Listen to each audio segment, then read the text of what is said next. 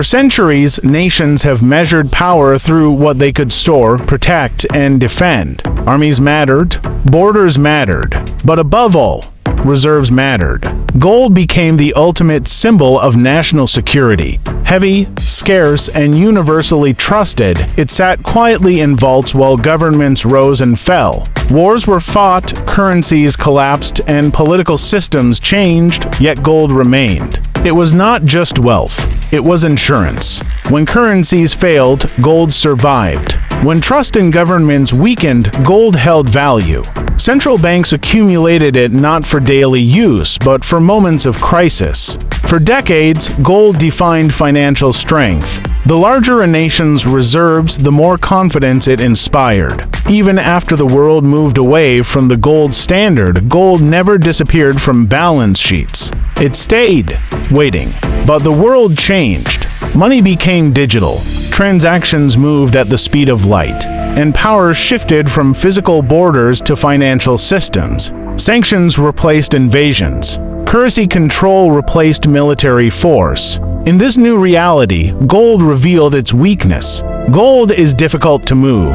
It must be stored, guarded, transported, and verified. In a global crisis, accessing it is slow. In a sanctions environment, it can be frozen, seized, or restricted. As financial pressure became a geopolitical weapon, nations began searching for alternatives. That search led to Bitcoin. Bitcoin introduced something entirely new, a reserve asset that exists outside borders, outside banking systems, and outside direct government control. It is scarce by design. There will only ever be 21 million coins. Unlike gold, Bitcoin can be transferred across the world in minutes. It cannot be physically seized if properly secured. It does not rely on foreign vaults or international permission. For countries facing sanctions, unstable currencies, or restricted access to global finance, this matters. Bitcoin offers a form of financial sovereignty. This does not mean nations are abandoning gold. Gold still represents stability, history, and trust, but Bitcoin represents mobility, resistance, and adaptability. Some governments see it as insurance against financial isolation. Others see it as a hedge against currency debasement. A few see it as a strategic experiment.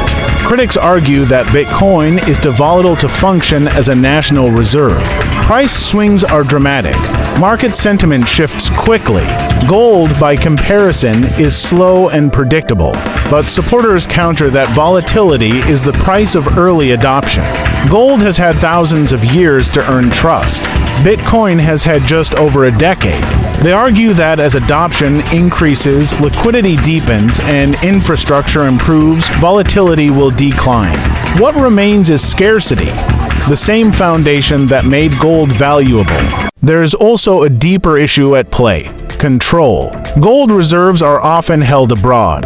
Bitcoin reserves can be self-custodied. Gold relies on physical security. Bitcoin relies on cryptography. One can be blocked. The other resists censorship. This shift forces a fundamental question for governments. Is true financial security physical or digital? Is power better stored in vaults or in code? The answer may not be one or the other. The future likely belongs to hybrid reserves, gold for stability, Bitcoin for flexibility.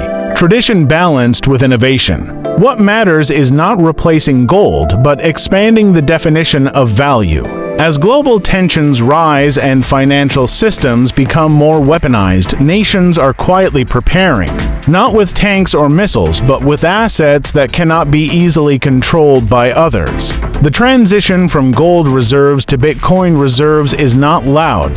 It is not announced with headlines. It happens quietly, strategically, and deliberately. Because when the next financial shock arrives, the countries that survive will not be those with the strongest currencies, but those with the strongest reserves. And in a world where power is increasingly digital, the future of national wealth may no longer sit entirely in gold vaults, but partly on blockchains.